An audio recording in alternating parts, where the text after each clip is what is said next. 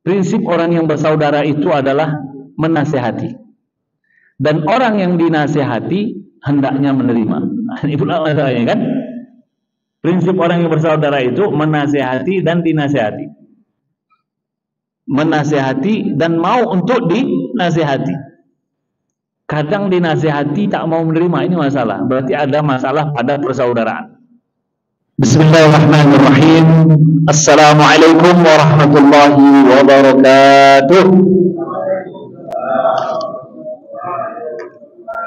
Alhamdulillahi rabbil alamin, wassalatu wassalamu ala sayyidil mursalin wa ala alihi wa ashabihi wa man tabi'ahum bi ihsanin ila yaumiddin, amma ba'du.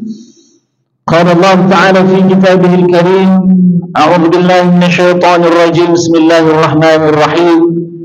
Ya ayyuhalladzina amanu taqullaha haqqa tuqatih wa la tamutunna illa wa antum muslimun. Wa qala Allah ta'ala, a'udzu billahi minasyaitonir rajim, bismillahirrahmanirrahim. Laqad kana lakum fi rasulillahi uswatun hasanah liman kana yarjullaha wal yawmal akhir wa dzakara Allaha katsira. Shadaqallahul azim. Thumma amma ba'du. Syukur kita kepada Allah Subhanahu wa taala dan mengucapkan alhamdulillah.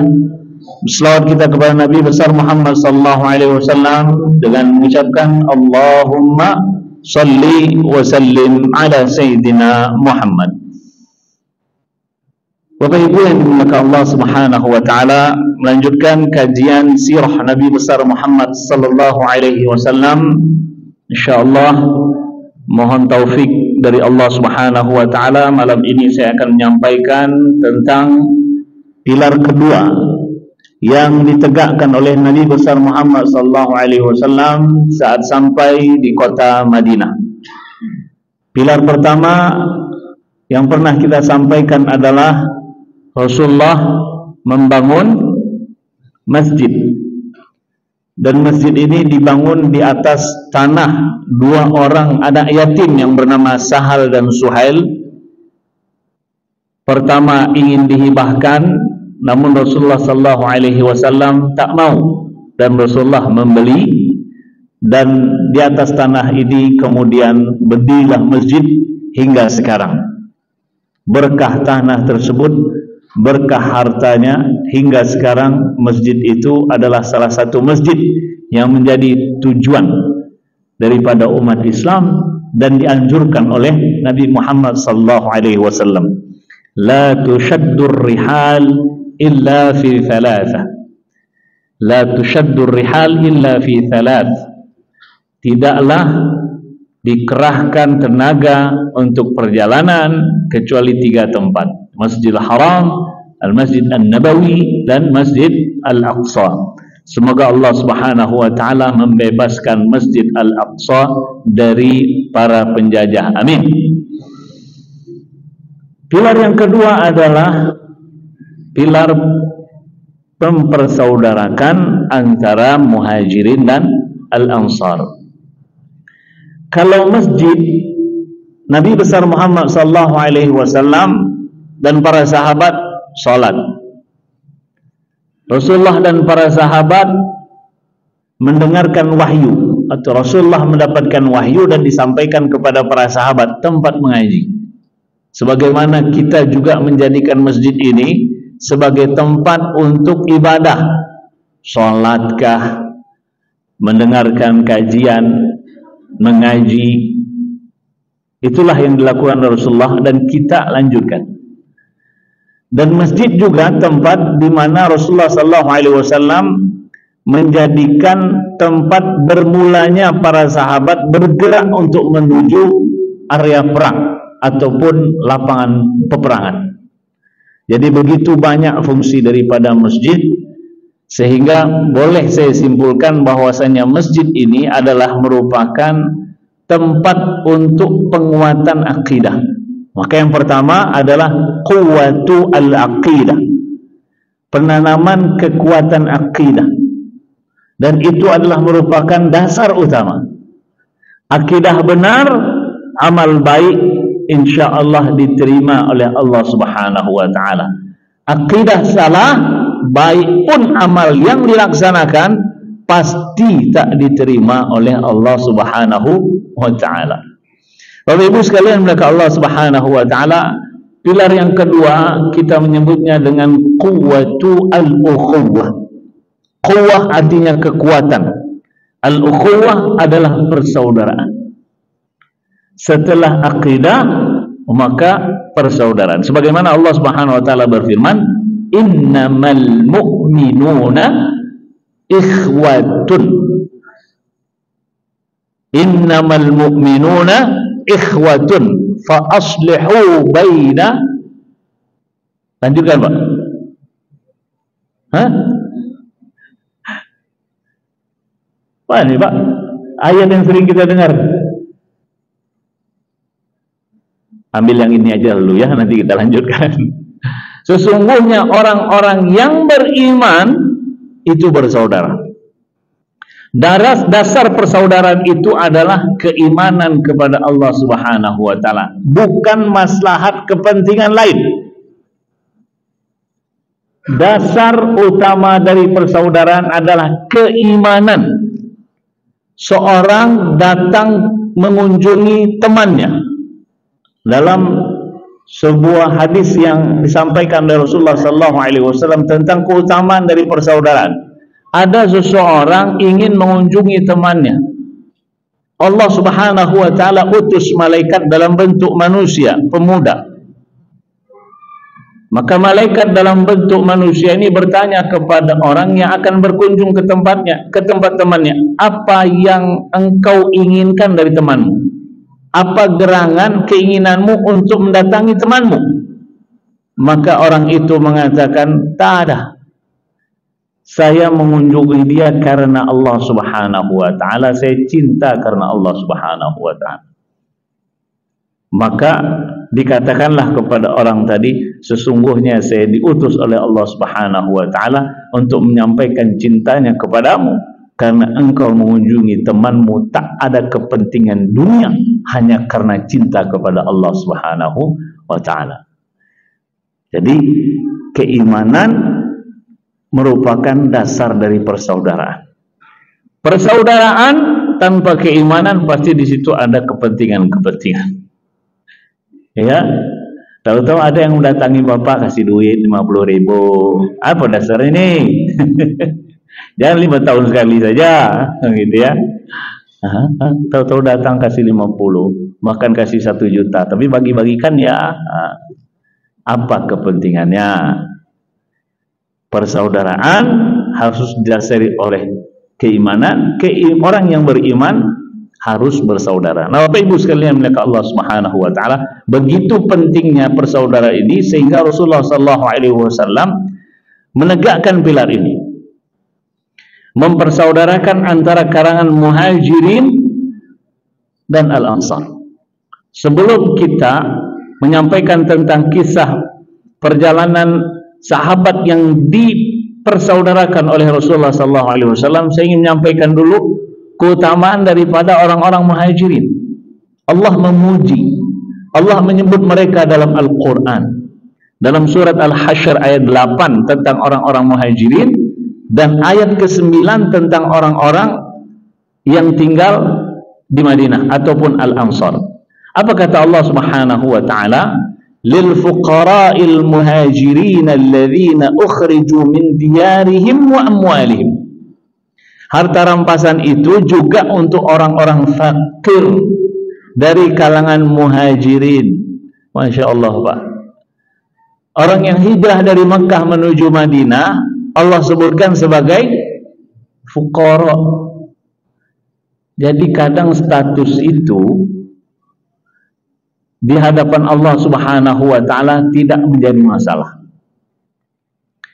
Fakir dia, miskin dia, namun dia dekat kepada Allah Subhanahu wa taala, itu lebih diutamakan, lebih utama daripada orang kaya namun jauh dari Allah Subhanahu wa taala. Jadi kata fakir ini bukan status sosial yang rendah jika dekat dengan Allah Subhanahu wa taala. Makanya Allah sebut lil fuqara'il muhajir, fakir itu asnaf paling pertama, paling rendah dalam pembagian zakat. Betul Pak? Innamas sadaqatu lil fuqara'i. Nanti mulai dulu dari fakir. Dasar semua zakat dikeluarkan itu fakir, paling bawah, baru kemudian miskin. Orang yang beriman hidup bersama Rasulullah SAW, hijrah dari Mekah ke Madinah, Allah sebut fuqara. Namun ini tidaklah merupakan status rendah. Kenapa? Karena dekat dengan Allah Subhanahu wa taala. Kita lihat nanti ayat ini. Lil fuqara'il muhajirin alladzina ukhriju min diyarihim, yang mereka itu diusir dari rumah-rumah mereka, diusir dari amwalihim, harta mereka. Nah, ini nilai plusnya yang membuat fuqara dari kalangan muhajirin ini diangkat derajatnya oleh Allah Subhanahu wa taala. Yabtaghuna fadlan minallahi wa ridwana wa yansuruna Allah wa rasulah. Ada tiga. Pertama, yabtaghuna fadlan, mengharap karunia Allah Subhanahu wa taala.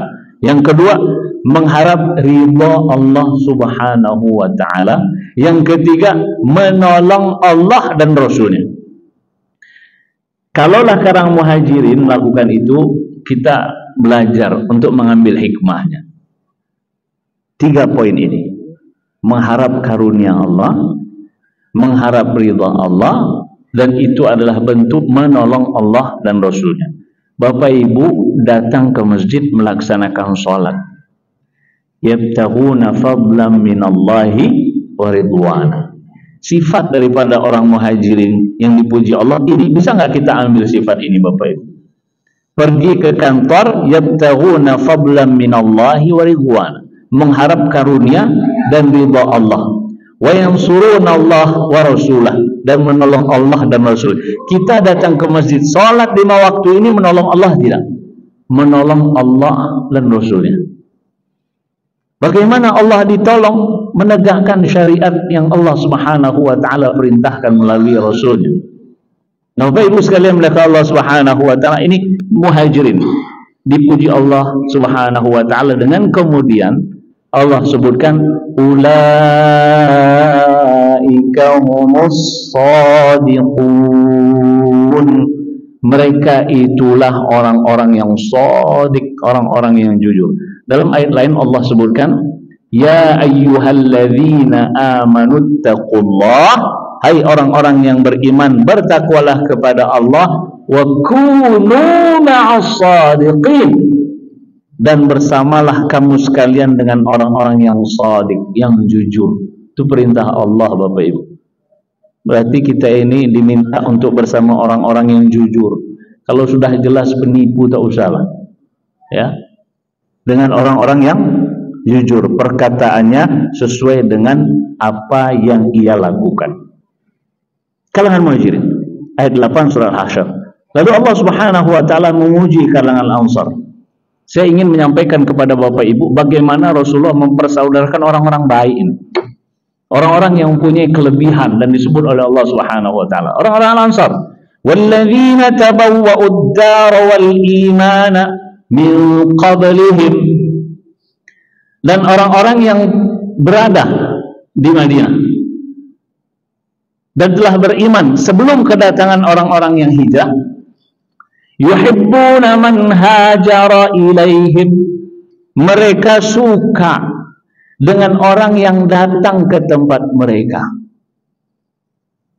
Kalau ada orang datang ke rumah kita, mengetok pintu, jikalah di hati ini sudah dimulai dengan ketidaksukaan orang datang, maka itu terlihat dari ucapan salam. Assalamualaikum, kata yang datang. Kita dari rumah ini sudah tak mau menerima orang. Itu jawaban salam kita gimana kira-kira Bapak Ibu? Waalaikumsalam. Mungkin tidak diperdengarkan salamnya karena tak mau dikatakan ada orang di dalam. Kalau yuhib, kalau suka dengan orang yang datang, maka lapang dada ini. Maka ucapan salamnya pun berbeda. Datang orang, assalamualaikum, waalaikumsalam. Belum buka pintu lagi itu Pak. Kalau yang tak suka buka pintu, ada apa? Beda kan suaranya. Tapi kalau lapang dada, ada yang bisa dibantu. Orang-orang Al-Ansar yuhibbuna man hajara ilaihim, dan ini adalah merupakan karakter persaudaraan. Bentuk persaudaraan itu nampak ketika seseorang datang, bagaimana dia menerimanya. Wajahnya ini nampak berseri atau nampak masam? Masam gimana wajah masam itu Pak ya? Ya itulah, kalau dicicipi mungkin masam tuh wajahnya itu. Sehingga Rasulullah katakan apa? Tabassumuka fi wajhi akhika shadaqah. Senyummu pada saudaramu itu adalah sedekah. Seseorang bisa senyum Bapak Ibu, senyum hitung 7 detik. Atau jujur. Tapi kalau sebelah sini saja yang naik, atau sebelah sini saja yang naik dan sebentar, itu diragukan senyumannya itu ikhlas. Ada yang senyum kayak gitu Pak, 1 detik aja. Tak ikhlas itu. Kalangan Al-Ansar dipuji oleh Allah Subhanahu wa taala. Pertama, yuhibbuna man hajara ilaihim, senang jika ada yang datang. Dan yang datang ini adalah kalangan muhajirin. Siapa yang membentuk mereka senang dengan kedatangan kalangan muhajirin? Rasulullah sallallahu alaihi wasallam. Apa yang membuat mereka senang? Iman kepada Allah Subhanahu wa taala. Kan pendatang ini. Pendatang yang sedang diusir lagi. Ya Pak ya? Tapi lapang dada ini menerima karena keimanan kepada Allah Subhanahu wa taala. Bahkan di dalam riwayat itu dikatakan berebut mereka kalangan Ansor ini untuk menempatkan orang-orang yang hijrah di rumah mereka, berebut. Nah, ini di rumah saya aja lah. Enggak, di rumah saya. Enggak, di rumah saya aja lah. Ayo udah terserah. Mungkin kita gitu ya. Nah, dia udah di rumah saya, alhamdulillah. Tapi berebut. Kenapa? Karena lapang dada, senang. Yuhibbuna man hajara ilaih. Ini sambil saya menyampaikan karakter daripada orang Ansor dan Muhajirin agar kita juga bisa mengambil sifat-sifat ini. Yuhibbuna man hajara ilaihim. Lalu apa selanjutnya? Yang hafiz Quran mana? Wala yajiduna fi anfusihim hajatan mimma utu. Tak ada rasa apa-apa dengan apa yang diterima oleh orang-orang muhajirin. Artinya begini, jika ada teman, saudara, kata ukhuwah itu di luar hubungan kerabat, hubungan darah. Kalau dalam hubungan darah disebut dengan rahim, silaturahim. Di luar itu ukhuwah. Kalau ada saudara kita mendapatkan prestasi, mendapatkan apresiasi, mendapatkan kesuksesan, kita senang. Bukan malah bisa lah dia dapat, saya tidak. Nah, itu karakter yang salah. Karakter orang-orang Madinah, insya Allah kita bisa ambil. Senang dengan kesuksesan saudara, bukan sakit ketika saudara sukses. Maka dia katakan, Allah Subhanahu wa taala sebut, wala yajiduna fi anfusihim hajatan mimma utu. Wah, yang lebih tinggi lagi ini. Wa yu'thiruna ala anfusihim walau kana bihim khasasah. Ini paling tinggi Bapak Ibu. Disebut dengan derajat tertinggi dari persaudaraan itu adalah tulisan bahasa Indonesia ini itsar, dibacanya itsar. Mendahulukan orang lain di saat kita membutuhkan, itu namanya itsar. Saya haus, saudara saya haus, derajat hausnya sama, air ini saya berikan kepada saudara saya, padahal yang punya air itu saya. Nah, itu namanya itsar. Sehingga ini merupakan derajat tertinggi dari persaudaraan. Derajat terendah dari persaudaraan adalah salamatus sadr, lapang dada ini. Kalau derajat paling rendah persaudaraan saja tak punya, habislah. Itu paling rendah itu salamatus sadr, lapang dada ini, tak ada masalah. Ini berat. Bahkan sahabat Rasulullah sallallahu alaihi wasallam juga merasakan berat ini. Karena Rasulullah pernah Bapak Ibu menyampaikan kepada para sahabat akan datang ke rumah Allah, ke masjid ini seseorang termasuk penduduk surga.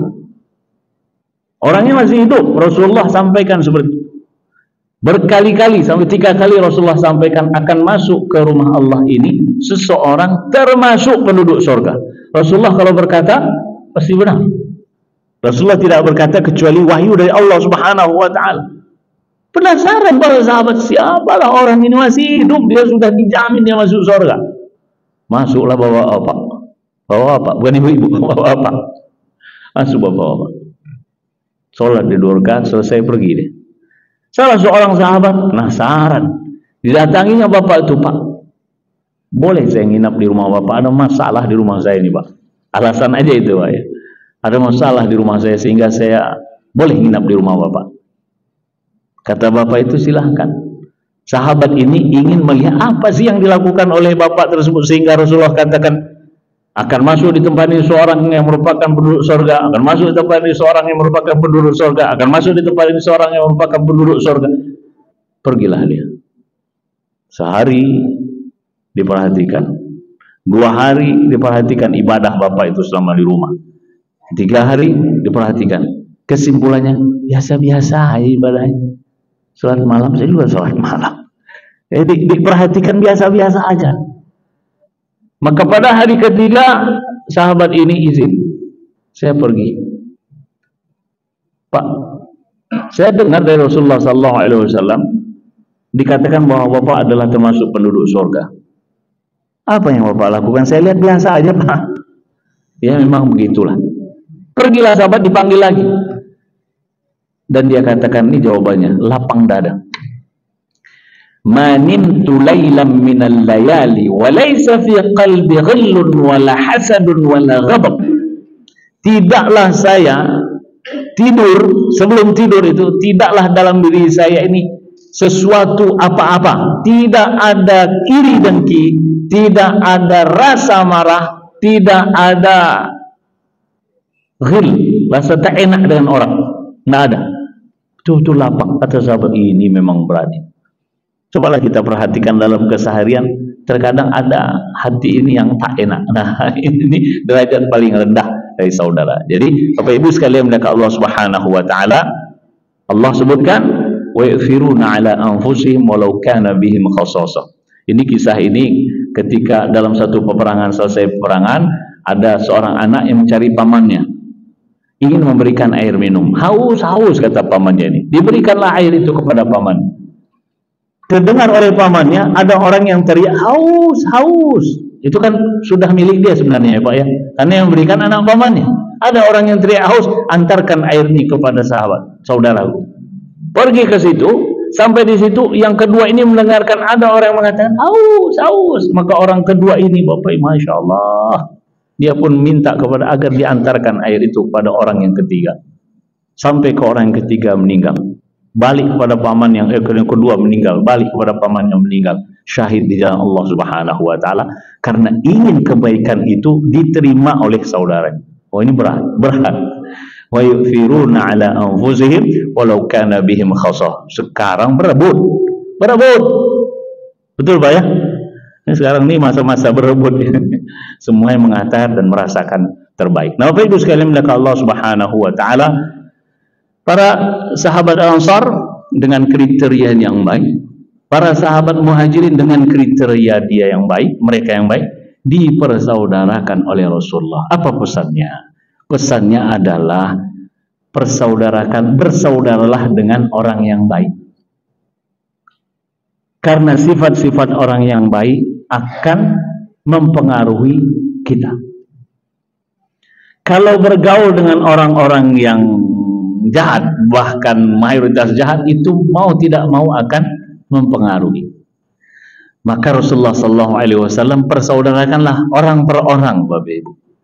Pertama, banyak sih, diantara yang cukup terkenal adalah Sa'ad bin Ar-Rabi' dengan sahabat Abdurrahman bin Auf. Abdurrahman bin Auf ini tajir kaya di Mekah. Ketika dia hijrah, harta, rumah, semuanya tinggal. Fuqara, fakir. Sa'ad bin Arabi adalah salah satu dari orang terkaya di kota Madinah dari kalangan Al-Ansar. Abdurrahman datang, disampaikan oleh Sa'ad bin Rabi, ini karena keimanan kepada Allah Subhanahu wa taala. Yang satu jujur, yang satu dipuji Allah Subhanahu wa taala juga dengan sifat-sifat tadi yang dimuliakan itu. Apa kata Sa'ad bin Rabi? Yang ini tak akan pernah terjadi lagi Bapak Ibu. Tapi ini kisah nyata di masa Rasulullah.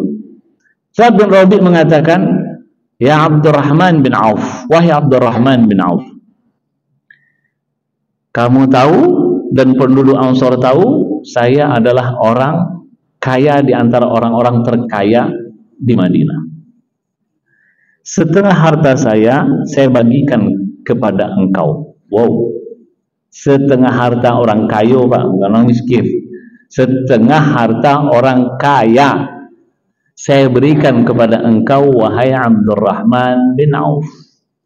Kalaulah saya itu Pak, ya makasihlah. Kasih, ini yang saya nanti-nanti. Setengah harta. Saya punya 2 istri, ini yang kedua ini.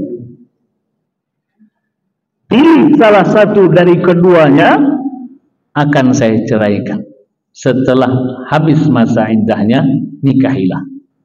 Disuruh pilih, bukan memilihkan. Beda itu Pak. Ya Pak. Disuruh pilih, ya kita pilih yang paling muda, paling cantik, kan begitu. Kalau memilihkan, ini udah lama sama saya, ini aja ya. Itu kalau memilih. Luar biasa ya. Timbul dari keimanan kepada Allah Subhanahu wa taala. Yang ditawar tingkat keimanan juga Masya Allah. Kalau kita tak sampailah situ. Apa kata Abdurrahman bin Auf? Barakallahu fi amwalika wa ahlika. Allah memberkahi hartamu dan keluargamu. Dullani ala suq. Tunjukkan saya di mana pasar. Abdurrahman bin Auf.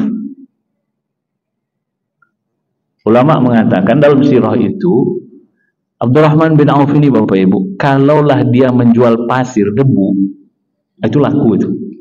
Saking hebatnya menjadi seorang entrepreneur. Pasir pun kalau dijualnya laku itu. Maka dia sampaikan kepada Sa'ad bin Rabi, tunjukkan saya mana pasar. Maka ditunjukkan oleh Sa'ad bin Rabi pasar Bani Qainuqa. Disitulah Abdurrahman menjual pertama minyak samin yang kemudian dari situ menjadi sosok sahabat kaya. Namun kekayaan itu tidak berada di hati, kekayaan itu adanya di tangan. Apa bedanya?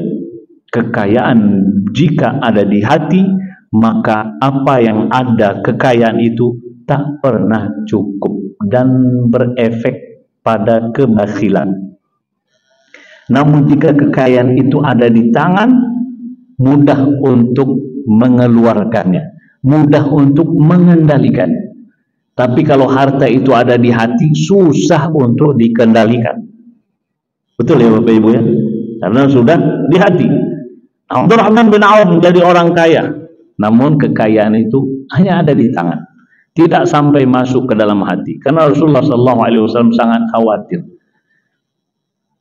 Tidaklah saya takut kefakiran, yang saya takutkan itu adalah dunia menguasai kalian. Fakir tidak dikhawatirkan oleh Rasulullah. Mal faqru akhsha alaikum. Tidaklah kefakiran itu yang saya khawatirkan. Yang saya khawatirkan itu adalah dunia ini menguasai dirimu. Itu yang paling mengerikan. Sehingga kekayaan tanah ada di mana-mana itu pun tak cukup. Karena akan terus, karena itu dunia bisa jadi adanya di hati. Bapak Ibu sekalian melihat Allah Subhanahu wa taala, ini contoh Rasulullah mempersaudarakan antara Muhajirin dan Al-Ansar. Tidak sekedar mempersaudarakan, namun saling memberi apa? Saling memberi manfaat. Abdurrahman mendapatkan manfaat informasi pasar. Maka di pasar itulah Abdurrahman bin Auf berusaha hingga menjadi orang yang kaya. Yang kedua, Bapak Ibu sekalian yang Allah Subhanahu wa taala, ada sahabat bernama Salman Al-Farisi. dan Abu Darda. Prinsip orang yang bersaudara itu adalah menasehati, dan orang yang dinasehati hendaknya menerima. Itulah masalahnya kan. Prinsip orang yang bersaudara itu menasehati dan dinasehati, menasehati dan mau untuk dinasehati. Kadang dinasehati tak mau menerima, ini masalah. Berarti ada masalah pada persaudaraan. Salman Al-Farisi datang ke rumah Abu Darda. Ketika masuk ke rumah Abu Darda ketika itu siang hari berpuasa. Salman berjumpa dengan istri Abu Darda dengan pakaian apa adanya. Muqtazilah dalam bahasa Arab itu ya apa adanya. Mungkin kalau sekarang pakai baju kelelawar itu mungkin yang bolong-bolong. Ibu-ibu baju kelelawar yang gitu ya. Bau bawang, ada yang bolong. Jadi Salman Al-Farisi bertanya, kenapa engkau melakukan seperti ini? Kenapa engkau berpenampilan seperti ini?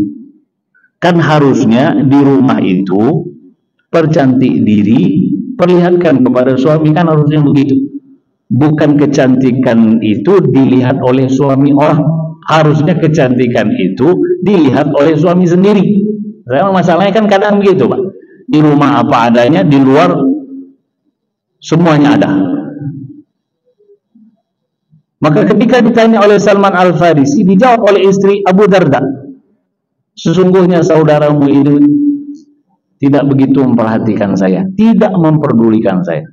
Siang dia puasa, malam dia sholat. Siang dia puasa, malam dia sholat. Siang dia puasa, malam dia sholat. Apa maksud saya Bapak Ibu?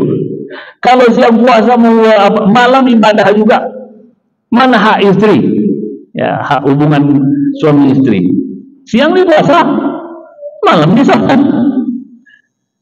Sehingga Salman Al-Farisi, nah ini Salman Al-Farisi seorang sahabat yang dipersaudarakan oleh Rasulullah SAW, berpikir bagaimana caranya saya menasihati. Maka Salman Al-Farisi menjumpai Abu Darda di waktu siang hari. Disiapkan makanan, dihidangkan makanan. Abu Darda mengatakan, tafaddal kul, silahkan makan. Salman Al-Farisi dengan cara dia ingin menasihati, la akul hatta ta'kul. Saya tidak akan makan kecuali engkau makan juga. Memuliakan tamu. Memuliakan tamu, tamu juga memuliakan tuan rumah. Namun tamu ingin mengajarkan tuan rumah yang ada masalah. Masalahnya ada hak istrinya yang tidak didapat. Ada kewajiban dirinya atas istri yang tidak dilakukan. Maka Salman Al-Farisi mengatakan, saya tak akan makan kecuali engkau makan juga. Maka bentuk pemuliaan tamu, Abu Darda membatalkan puasanya. Ini puasa sunnah, bukan Ramadan. Nanti Ramadan pula, nanti Pak Ustaz bilang kalau ada tamu suruh makan, makan. Tamu musafir dari jauh nih, jangan pula ya. Ini puasa sunnah. Lalu Abu Darda membatalkan puasanya dan makan bersama Salman Al-Farisi. Masuk satu. Berarti siang ada haknya nih. Malam hari Abu Darda mengatakan kepada Salman yang ingin menginap di rumahnya, dan menginap di rumahnya, Abu Darda katakan, wahai Salman, tidurlah dulu. Enggak, saya enggak akan tidur kecuali engkau tidur juga. Kalau engkau ingin sholat, tidur dulu, nanti bangun baru sholat. Kita enggak disuruh tidur, tidur Pak ya. Sholat malamnya lewat, subuh pun kadang lewat. Nauzubillah, ini tak jamaah sini, orang yang tak sholat maksud saya. Abu Darda dengarkan nasihat Salman. Ini pentingnya, dinasehati mau, itu dia. Karena ada orang yang dinasehati tak mau, ini masalah. Berarti sisi persaudaranya ada masalah.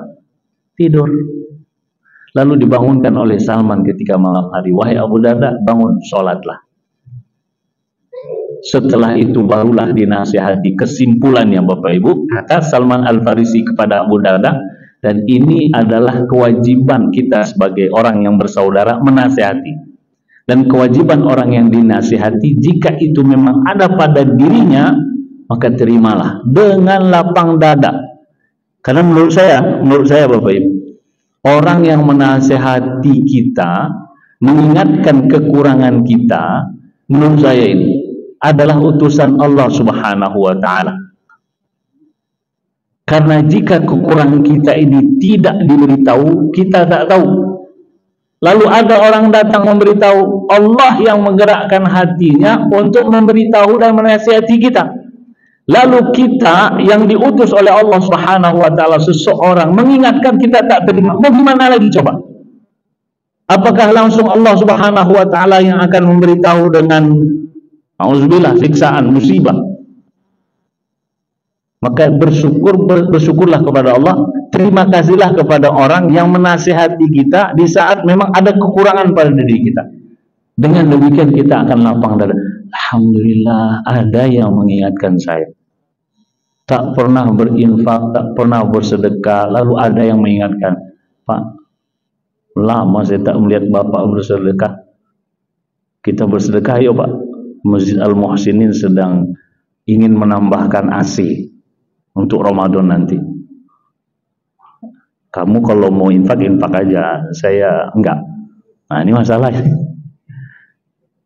Tapi kalau lapang dadanya, ini Allah utus seseorang, gerakkan hatinya untuk mengingatkan, alhamdulillah, siap, saya akan berinfak, saya akan bersedekah.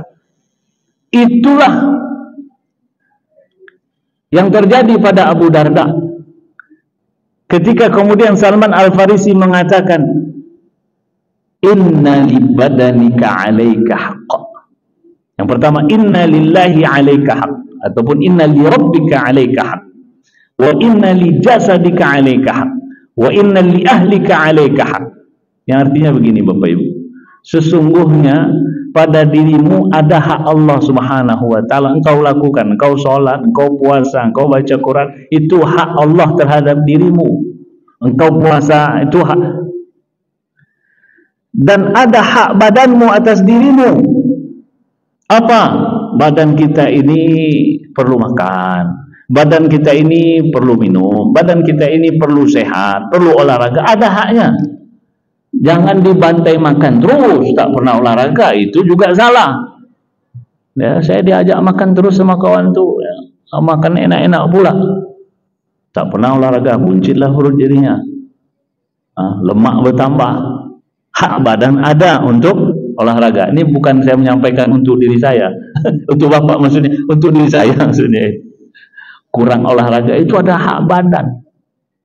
Wa inna li ahlika alaika haqqa. Ini dia Pak. Dan hak keluargamu juga ada atas dirimu. Hak siapa? Hak istri. Hak istrimu ada pada dirimu, hak anakmu ada pada dirimu. Fa'ati kulladzi haqqin haqqah. Itu kesimpulan nasihatnya. Maka berikanlah kepada setiap yang mempunyai hak-haknya. Hak Allah berikan, namun tidak melupakan hak diri. Hak diri ada, namun jangan melupakan hak keluarga. Hak harta juga ada. Harta itu haknya kita keluarkan, kita infak, kita sedekah. Kalau sudah diwajibkan zakat, zakat. Nah, Bapak Ibu sekalian, muliakan Allah Subhanahu wa taala, persaudaraan tidak sekedar persaudaraan, namun apa yang bisa kita buat untuk saudara kita. Kalaulah Sa'ad bin Ar-Rabi', dia berusaha untuk membantu, namun Abdurrahman bin Auf, ini kisah ini pernah saya dengar dari Syekh ketika umroh di Madinah. Jadi ketika saya umroh di Madinah itu mengikuti kajian-kajian pada maghrib sampai isya. Suka juga saya Bapak Ibu. Di tiang ini bahasa Arab, di tiang situ bahasa Urdu, di tiang situ bahasa Indonesia. Saya pastinya cari bahasa Arab, bukan bahasa Urdu, karena Urdu saya tak paham. Duduk di situ, Syekh ini menceritakan, Abdurrahman bin Auf tidak akan ada lagi. Karena dia ditawarkan harta, ditawarkan istri, dia tak mau. Itu tak akan ada lagi dalam sejarah.